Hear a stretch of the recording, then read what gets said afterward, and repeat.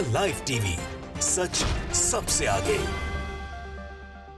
नमस्कार, मैं हूं रंजीत झा और आप देख रहे हैं द लाइव टीवी। इजरायली सेना के हमास के लड़ाकों ने चीथड़े उड़ा दिए हैं। अल कसाम ब्रिगेड जो हमास का मिलिट्री विंग है, इसने आईडीएफ की हालत इतनी बुरी कर दी है कि इसके कई विजुअल्स भी अब सामने आने लगे हैं। एक ऐसा विजुअल भी सामने आया है जिसे हम दिखा तक नहीं सकते, आप विचलित हो जाएंगे। आईडीएफ के लड़ाकों की हालत इस कदर वहां खराब हो गई है कि या तो वो दुम दबाकर भागने लगे हैं या फिर ढेर हो गए हैं। एक मिलिट्री गाड़ी है जो इजरायली सैन्य वाहन है, उसमें खून के छींटे पाए गए। खून से वो जमा है, खून उसमें क्या कह सकते हैं। यह दृश्य आप मत देखिए तो बेहतर है, लेकिन जो इसका डॉक्यूमेंटेशन हुआ है इस घटना को लेकर वो तो आप समझ सकते हैं। कुछ विजुअल्स के बदले स्क्रीनशॉट हम आपको दिखा सकते हैं, लेकिन यह तस्वीर थोड़ी विचलित करने वाली है। बट सच्चाई सबको पता चलनी चाहिए। जो इजराइल यह दावा करता है कि उसने गजा में हमास के लड़ाकों को खत्म कर दिया है या फिर गजा में कब्जा पाने की स्थिति में आ चुका है, अब सच्चाई उन्हें जाननी चाहिए कि हमास के लड़ाकों ने इजरायली सेना को ढेर करना शुरू कर दिया है। और इतने तरीके से जो हमले हो रहे हैं, वेल प्लान्ड, वेल एग्जीक्यूशन सब दिखाई पड़ता है। ऐसा लगता है कि इजराइल के नौसिखिए हमास के ट्रेंड लड़ाकों के सामने कहीं टिक नहीं रहे हैं ग्राउंड ऑपरेशन में। और अब जो मिश्रा अमरेश ने विजुअल शेयर किया उसे तो मैं नहीं दिखाऊंगा, लेकिन यह रिपोर्ट बता देता हूं क्या है। बताया जा रहा है कि गाजा पट्टी में नष्ट हुई आईडीएफ जीप में इजरायली खून के निशानों का दस्तावेजीकरण। क्या है घटना, ये खून उस गाड़ी में कैसे आया, इसको लेकर तरह तरह की बातें बनाई जा रही हैं, लेकिन पूरी रिपोर्ट सच्चाई यही है कि 23/12/2023 का दिन प्रतिरोध और प्रतिशोध का दिन था। रेसिस्टेंस ने आईडीएफ पर जबरदस्त हमले किए। इजराइल के मंत्री कार्ज ने कहा, गाजा पट्टी में हमारे लिए एक कठिन दिन रहा है। लड़ाई कठिन है और नुकसान बहुत बड़ा है। इजरायली सूत्रों ने पिछले 2 दिनों में बड़ी मात्रा में आईडीएफ के नुकसान की रिपोर्ट दी है। अब यहां बताया जा रहा है कि जो अभी भी सैन्य सेंसरशिप के तहत दबी है। आज हमास अल कसाम ब्रिगेड ने कई घात लगाकर हमले किए, यहां तक कि 5 टैंकों को नष्ट करने और उनके पूरे दल को मारने और घायल करने के लिए बड़े पैमाने पर गैर विस्फोटित यूएस वित्त पोषित आईडीएफ बमों का भी उपयोग किया गया। एक अकेले अल कसाम लड़ाके ने 4 आईडीएफ सैनिकों को खत्म कर दिया। आज कई बार सुरंग में जाल बिछाए गए जिससे कई सैनिक घायल हुए और मारे गए। आईडीएफ की 4 जीपों पर विस्फोटकों से हमला किया गया और उसी ऑपरेशन में एक बचाव टैंक भी नष्ट हो गया है। आईडीएफ सैनिक पूरे दिन आरपीजी और विस्फोटकों से घिरे रहते हैं।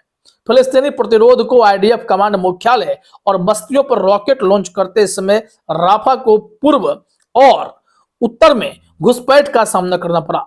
राष्ट्रीय प्रतिरोध ब्रिगेड और शहीद अबू अली मुस्तफा ब्रिगेड ने अल अक्सा शहीद ब्रिगेड और मुजाहिदीन ब्रिगेड के साथ सभी अक्षों पर संघर्ष और तोपखाने के साथ लड़ाई जारी रखी है। गाजा हमेशा की तरह आक्रमणकारियों के लिए कब्रगाह बना हुआ है।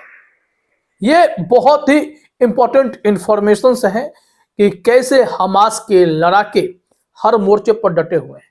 इजरायली डिफेंस फोर्स की हालत किस कदर खराब हो गई है गाजा में, जैसा कि पहले ही हमास ने यह ऐलान किया था कि आप ग्राउंड ऑपरेशन शुरू तो करो, वहीं गाजा पट्टी में ही आपकी कब्र खोद देंगे।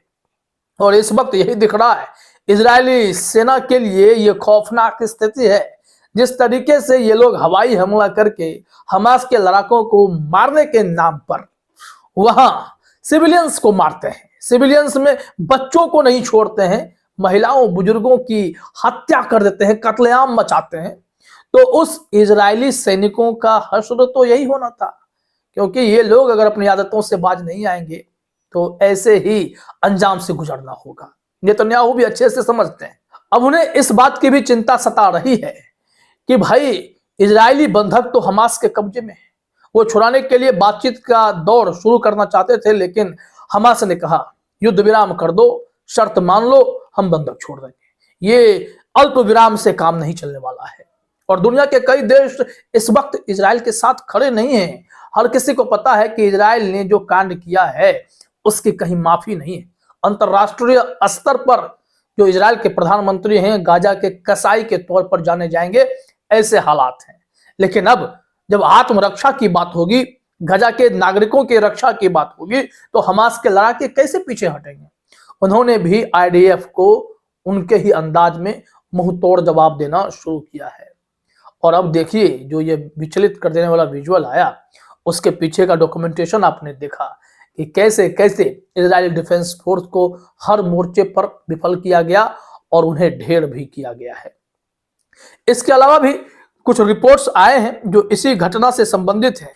23/12 तक में इस तरीके के अटैक हुए और कैसे लड़ाकों ने, हमास के लड़ाकों ने उन सब अटैक को ना सिर्फ विफल किया है बल्कि एक आंकड़े भी जारी किए हैं कि कितना नुकसान इजरायली डिफेंस फोर्स को किया गया है। एक ग्राफिक्स है, इसे आप देख सकते हैं। अल कसाम ब्रिगेड ने 23 दिसंबर 2023 शाम के 7:45 बजे इसे जारी किया है। इस ग्राफिक्स में इंफॉर्मेशंस दिए गए हैं कि कहां कितने सोल्जर्स मारे गए, कितने वाहनों को नष्ट किया गया है। ये आंकड़ेबाज आप भी अपने स्क्रीन पर देख सकते हैं कि कहां पर 22 सैनिक घायल हुए या मारे गए, कहां 28 एलिमिनेट कर दिए गए। ये सारी परिस्थिति बता रही है। लेकिन इसमें जो चौंकाने वाले रिपोर्ट मिश्रा अमरीश ने दिए हैं वो गौर करना जरूरी है। इजराइल के चीथड़े यूं ही नहीं उड़ाए जाते हैं। इजराइल ने फिलिस्तीनी गर्भवती महिला पर हमला किया और उसके बाद आईडीएफ पर इतना जबरदस्त हमला इधर हमास के लड़ाकों ने किया कि 50-50 इजरायली सैनिक ढेर हुए हैं। जरा देखिए, अपने स्क्रीन पर लिखा हुआ है, आफ्टर 7th October yesterday 23 यानी 23 दिसंबर 2023 को was the most important day in the current Israel-Palestine war। ये सबसे महत्वपूर्ण दिन था इस जंग का। Israeli ripped open bellies of pregnant Palestinian and buried them alive in Jabalia north Gaza. North Gaza के जबालिया में एक प्रेग्नेंट महिला को किस तरीके से इन लोगों ने मारा वो बहुत ही खौफनाक था। इसके बाद देखिए, but Hamas resistance killed 150 IDF soldiers in a single day. एक दिन में 50 इजरायली सैनिकों को मार गिराया। बहुत जो घायल थे सबकी हालत खराब करती है। Al Qassam brigade setup several embassies even using massive exploded US funded IOF bombs to destroy 5 tanks and kill and wound their entire crews. A single Al-Qassam fighter eliminated 4 IDF soldiers। ये सारे report देखिए कि इस 50 को मारना, फिर उनके टैंकों को उड़ाना, उसके बाद इस तरीके से एक अल-कसाम फाइटर ने, एक अकेले ने 4 आईडीएफ सोल्जर्स को मार गिराया। ये सारे खबरें जो हैं इजरायलियों के होश उड़ा देने के लिए काफी हैं कि हर मोर्चे पर इजराइल एकदम से बेबस हो चला है और यह जंग, हमने कहा कि समुद्री मार्ग तक पहुंच गई है और वहां पर जो जंग है वो आर्थिक जंग शुरू हो गई है। नौसेना सिर्फ और सिर्फ नुकसान बचाने की लड़ाई लड़ेगी और इजराइल के लिए जितने जहाज के रास्ते बंद होंगे तो फिर इजराइल की कमर भी टूटती जाएगी। युद्ध रोकने के अलावा कोई विकल्प उनके पास बचेगा नहीं। बाकी जो इंफॉर्मेशन इसमें दिए गए हैं कि कितने कितने ऑपरेशन हुए, कितने लोगों को मारा गया, ये सब कुछ ये खबर में है। कुल मिलाकर मामला यही है कि इजरायली सेना के चीथड़े उड़ा दिए हैं हमास के लड़ाकों ने और इस इंफॉर्मेशन से पता चलता है कि अभी भी हमास के लड़ाके इनके आगे झुकेंगे नहीं और इजरायलियों को झुका कर रहेंगे। फिलहाल इस वीडियो में इतना ही। आप सभी का हमसे जुड़ने के लिए बहुत बहुत धन्यवाद। द लाइव टीवी, सच सबसे आगे।